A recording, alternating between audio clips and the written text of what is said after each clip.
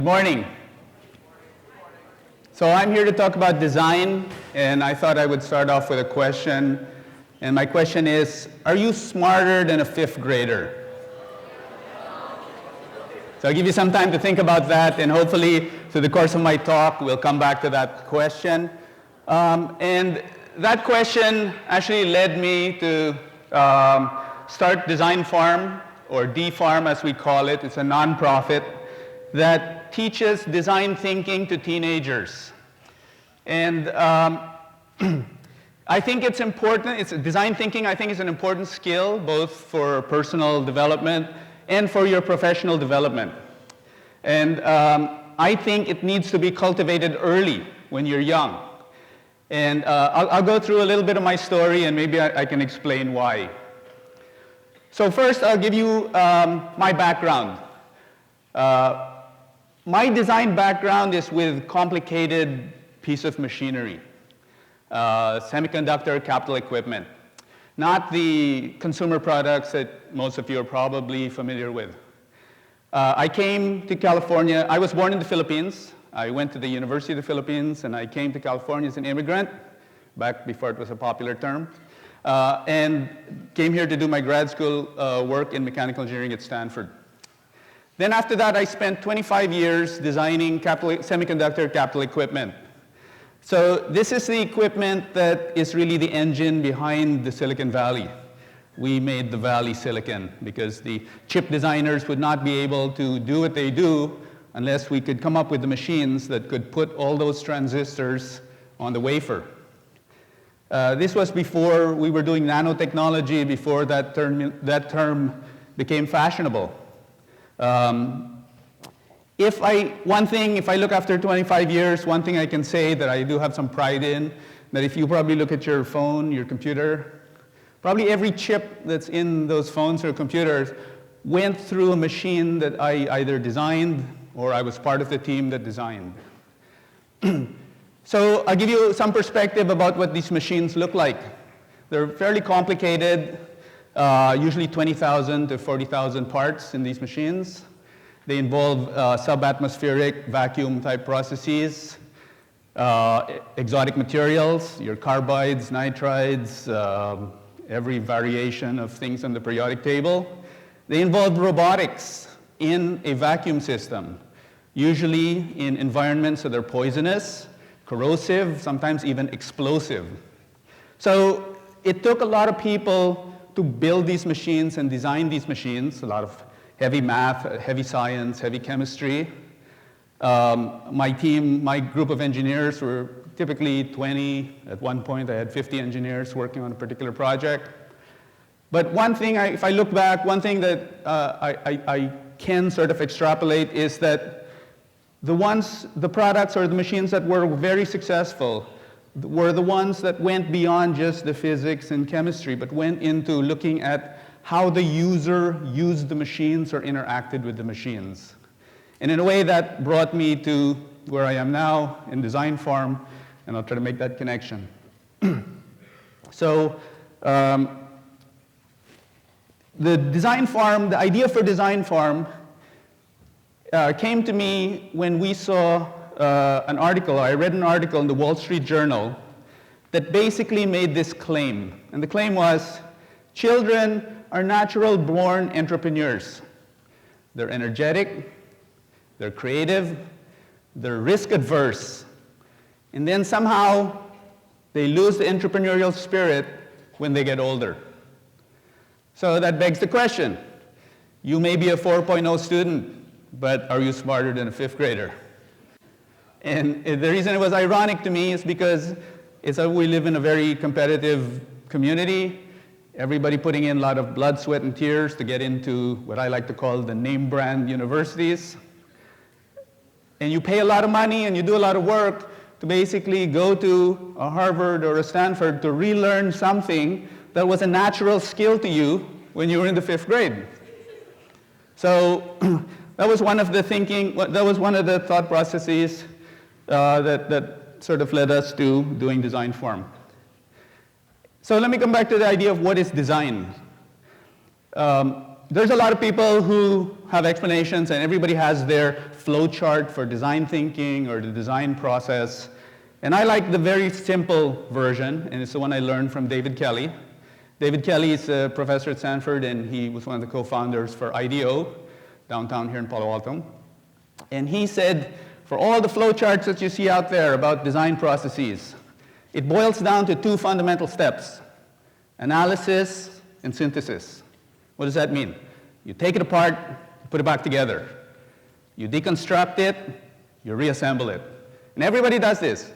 Even the writer does this. A writer deconstructs things, puts together. Lawyers deconstruct their arguments, put it back together again. And they look at it. The more times you do it from different points of view, the richer it becomes. So now, the statement from the Wall Street Journal, let's look at it from that perspective. Go and observe children when they play with Legos. They take things apart, they put it together. What did you do as a child? You took a stick, you poked something, see what happened. You experimented. And as a child, you have no fear. You didn't care. You were just curious. You wanted to explore. And as a child, look at the skills that you had when you played. You had empathy. You had the power of creating points of view. And those points of view are important skills. You built spaceships and forts, and you put yourself in different, you played with dolls. And when you play with dolls, what do? You imagine yourself in different situations. So I think it made sense, and the Wall Street Journal claim resonated with me when I connected the dots with what I learned from David Kelly.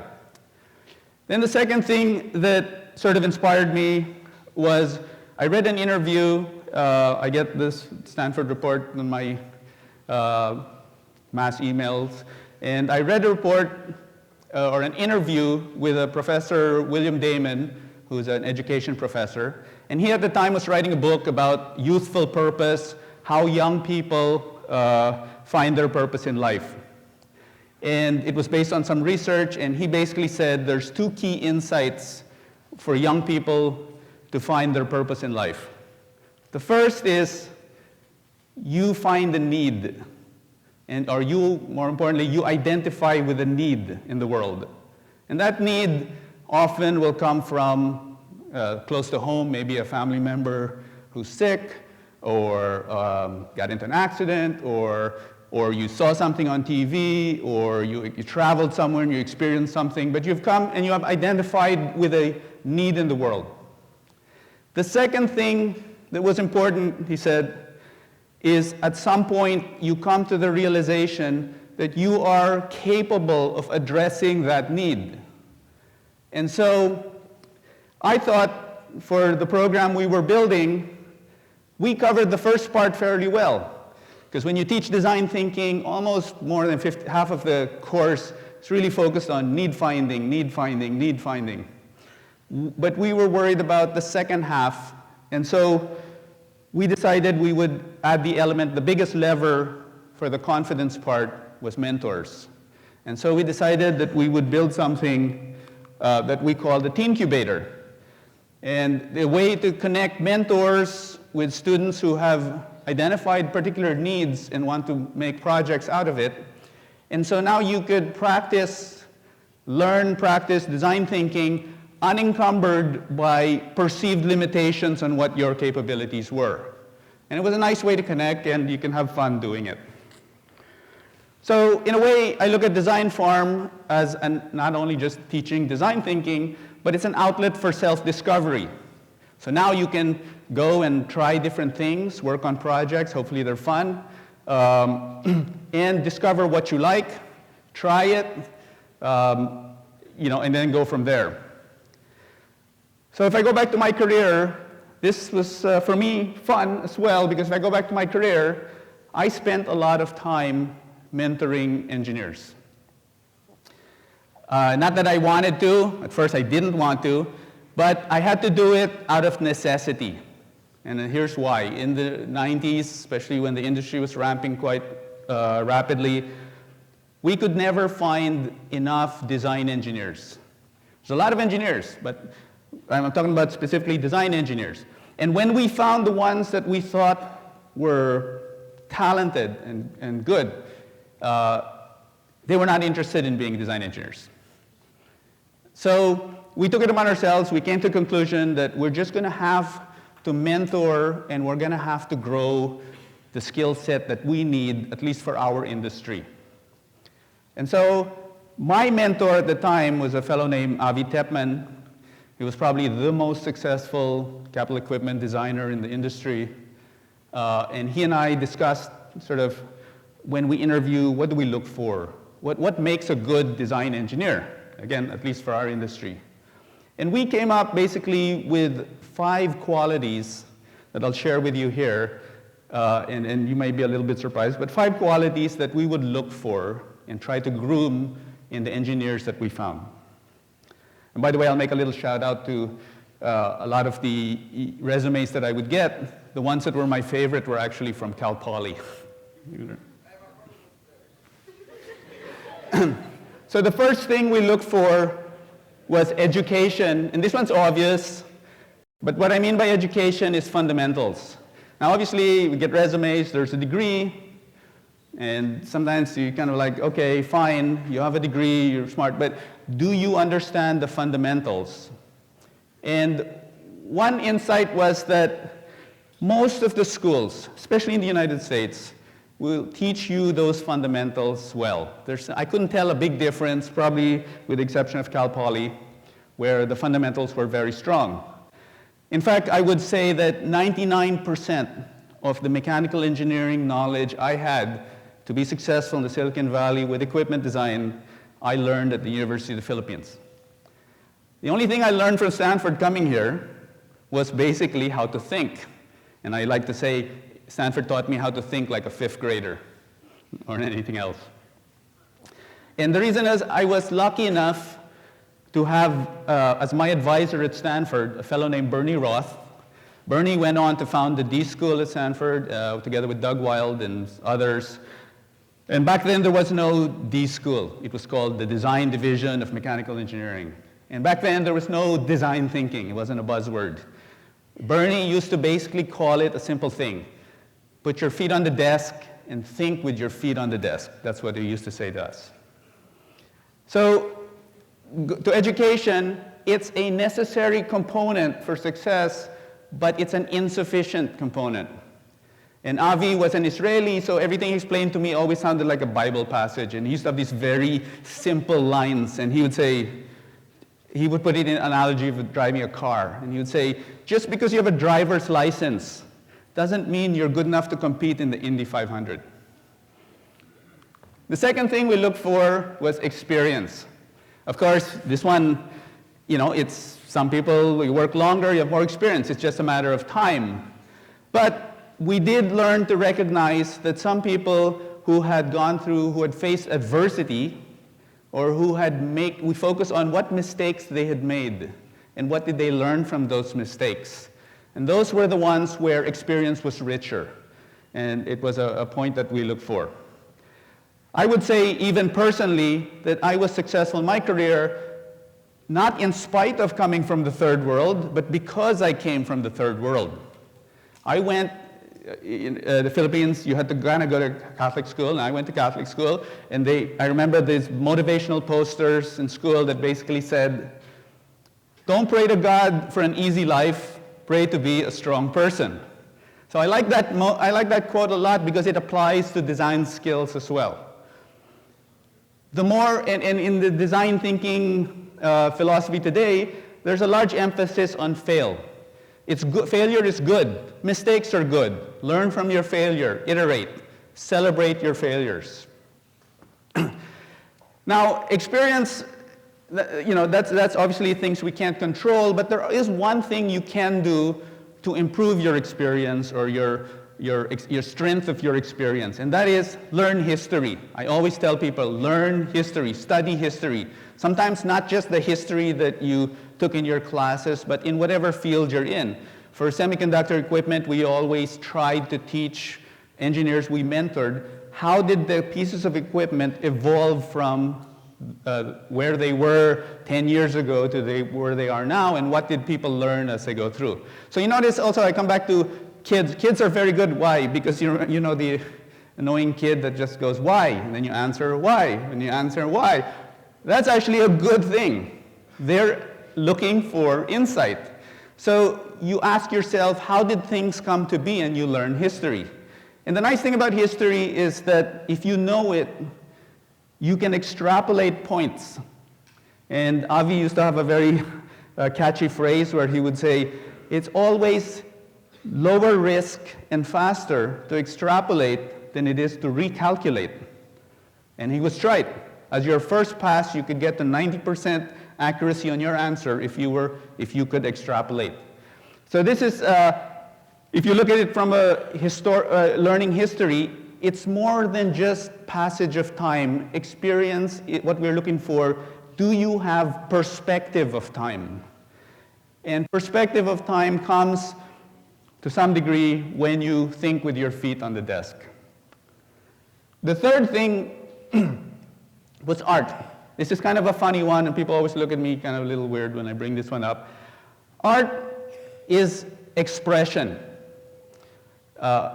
in different mediums, but in its essence, art is expression. The flip side to expression is perception, which is a very, very important thing for designers and design thinkers. There's you can say people sometimes look, but they don't see. You listen, but you don't hear. And so you have to focus on your perception skills. And by looking at art and studying art and learning to love art even, you will hone in on those perception skills. The other half of that is obviously if you look at art and you learn art, you also learn expression skills. And my advice to Engineer Side Mentor was always learn to express yourself. It doesn't matter what your canvas is. Believe it or not, even mechanical engineers in very arcane areas can express themselves. You find your own canvas. If you look at math in its pure form, math is a canvas, math is an expression for the sciences. Now, the fourth one was discipline. So discipline is not just finding rules blindly, but finding what you believe in and then following them. And I have this, I'll relay it in a story. When I started out as an engineer, I was convinced I was going to write a book called Why Engineers Make Lousy Managers. I gave up that dream of writing the book because basically Dilbert got it all covered. So the reason was, in the natural inquiry and natural process, you have to follow 5 basic steps. This was at least my belief. Why, what, how, when, and who. The problem with managers, you're responsible for schedule and resources, so you only focus on when and who. And your process is backwards. The problem with engineers is you focus on how. So you fall in love with solutions, and you end up with the solution driving the problem, or what we used to call the tail wagging the dog. Now, the last one was curiosity. And curiosity is probably the strongest of all the 5 because it's the only thing I can't teach or I couldn't mentor.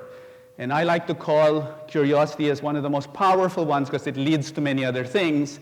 So I like to call curiosity like the Force is to the Jedis, right? It helps you lead to art, lead to history, all the other things.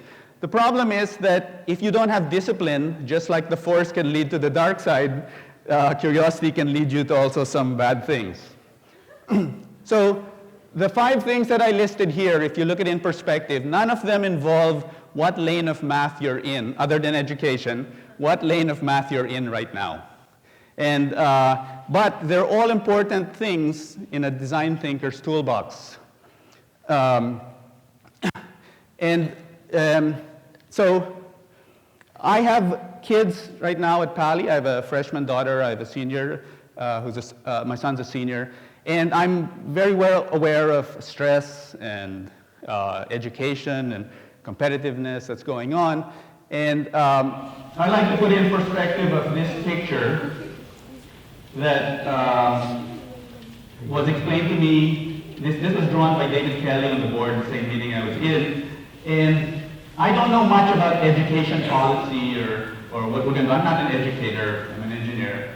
But I like looking at this picture because one thing I know does work is when this will resonate to a lot of you, almost everyone, the teacher you had in your life that inspired you to love what you were learning, I am pretty sure you worked hard and didn't experience any stress. So for D-Farm, given that concept, I want to be on the left side of this equation. Now, this picture was drawn when I asked David Kelly, how do you make companies have an innovative culture? And he drew this for me. He didn't say anything, he just drew this, and I got it right away. And so D-Farm, I want to be on the left side, and as a community, I think we have to realize that we influence the right side.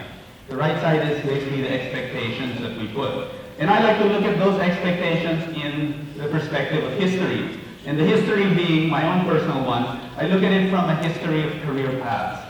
In the grandfather's era, my grandfather's era, your expectation was given to you sort of by destiny or hereditary. If your father's carpenter, you're a carpenter, cabinet maker. My grandfather was a lawyer, so my father's a lawyer. If Anakin was a Jedi, then Luke's a Jedi, right? So, in my father's, to me, it was a focus on math and science. And the reason was because society had put more economic value on those skills. And so my father said, you have to be an engineer. Because if you're an engineer, 2 + 2 is 4, regardless of where you go in the world. You can go to America, you can go anywhere else, and your value will always be perceived. Now, my experience in the Valley, and the way I look at it now with my children, is that I think it's changed. Because the skill set has changed from just knowing how to solve problems into actually looking at why and what in the process of solving problems. Now, I use as an example in the Valley, I use as an example the Internet of Things as a new buzzword. After Facebook has connected billions of people, we want to connect now trillions of devices together. And I read an article in the New York Times that kind of sums it up. And it said, we did a review of all the products for the Internet of Things, and the one thing they have in common is they don't seem to solve problems that people actually have. So, the innovators and entrepreneurs in the Valley today, they're successful because they have great insight, and they focus on human condition. They get this insight from things like empathy, curiosity, passion, and art. These are design thinking skills. And these are skills that you had when you were in the 5th grade. Thank you.